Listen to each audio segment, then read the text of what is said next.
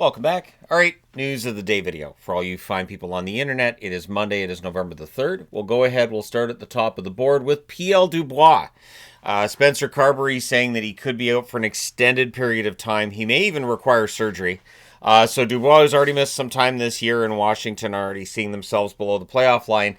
That's not going to help. Dubois coming off of what was a really strong first year in Washington, and not having him in the lineup is going to hurt Washington going forward. So we'll see what they'll do. Now, they've made a small trade this morning, acquiring Corey Schooneman from the St. Louis Blues, and going to the St. Louis Blues is Calle Rosen. So it's a trade of defensemen for defensemen. Both of them experienced defensemen, just an AHL trade. We'll see if either of them end up being called up. The one thing to keep in mind is Calle Rosen has played for the Blues before, so the Blues know what they're getting here. Makes it likely he may get into at least a couple of games for St. Louis. For the Blues tonight, they are getting back Thomas. Thomas has missed the last 4 games, so getting Robert Thomas back in the lineup should help. And St. Louis needs all the help they can get right now. The Blues off to a very rough start to the season, and I mean, turning that around is not easy, but it's doable when it's the first week in November. As the weeks roll along, though, it becomes more and more difficult as the gulf between yourself and the playoffs just tends to grow. If you're not able to get that slow start turned around. Your 3 stars of the week this week in the National Hockey League are as follows. Lucas Dostal, the number 1 star, Anaheim Ducks goaltender, had quite the week.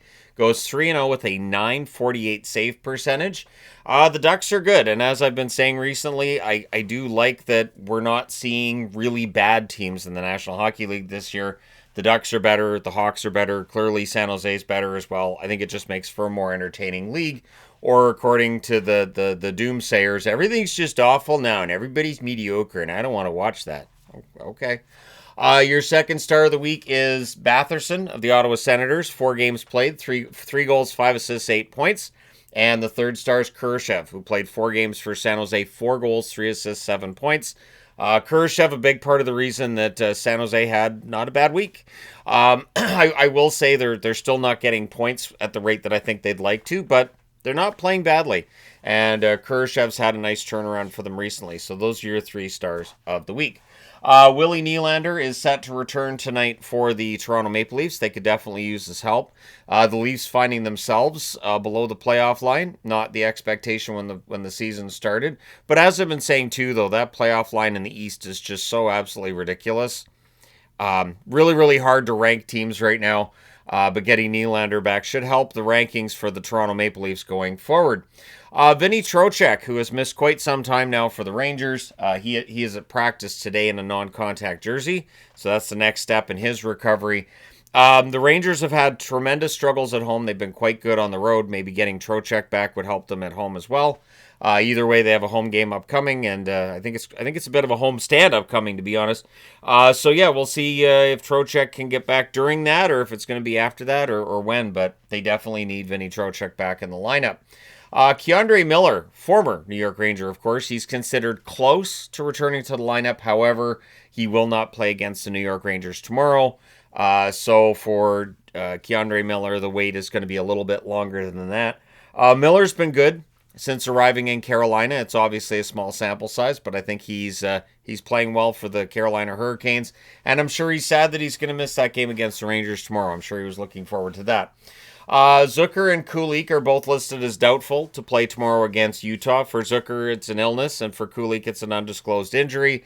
So the Buffalo Sabres, who've had an okay start to the season, not playoff level at this point either, but it is very, very tight in the East.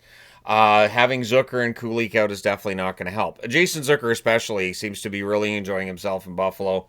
So it's going to be on other players to step up. Maybe Quinn gets some points over the next couple of games. But for tomorrow, against a very difficult to play Utah team, Buffalo will be without 2 of its top 9 forwards. Tyson Foerster has been placed on IR by Philadelphia. One noteworthy item here, though, is it is retroactive to November 1st, so they'll be able to pull him off of IR a little bit quicker that way. They've recalled Emile Andre from the AHL, so we'll see if he gets on the ice and gets into a game for them or what happens there. But Foerster being on IR, it's a shame, of course, for Philadelphia to be without Foerster at all. Very good two-way forward and a lot of potential with Forster. I know there's a lot of Flyers fans excited about Forster and his future, and so he's just going to be on the shelf for a little while. The fact that it's retroactive to November 1st tells me he's going to be off IR probably pretty quickly here. And because it is November 3rd, and anyways, so it just means 2 days quicker you can get him off IR. I think 10 days is the minimum, so that'd be November 11th would be when he could come back, so in roughly a week. Lowry is confirmed to debut for the Winnipeg Jets tomorrow against the Kings, and that's good because Morgan Barron is now listed as week to week for the Winnipeg Jets, so he's going to be out. It's a shame because Barron was off to a really good start to the season, but getting Lowry back should help tremendously for the Winnipeg Jets down the middle, and the Jets are already playing really well, so getting Lowry back should just aid them in that, and we'll see how the lines shake out, but yeah, getting Lowry back's great. For the Canucks, Quinn Hughes is officially in the lineup for them tonight. Garland is considered close. And if you follow any of the advanced stats, the Canucks advanced stats this year have been not great. Not great. They're getting outscored and outchanced. And, I mean, you don't really need necessarily a chart for that. Just watch the games. You can see it. But Quinn Hughes coming back should help. And once Garland's back in the lineup, that should help as well. But I've talked a few times already this season about how my expectations for the Canucks are relatively low. So I'm not necessarily hugely surprised by the returns thus far. Would love to be pleasantly surprised in the near future. Klim Kostin, a depth forward at the NHL level, is an NHL forward. Not an NHL forward this season. He has signed a deal in the KHL after failing to get a contract in the NHL. He is 26 though, which means that he could find himself back in the AHL at a future date. But he's going over to the KHL for now. So there you go. Let me know your thoughts in the comment section below, as always. Hit like and subscribe in the event you may not have done so already. Thank you guys so much for all your support. As always, it's greatly appreciated. I will talk to you again soon.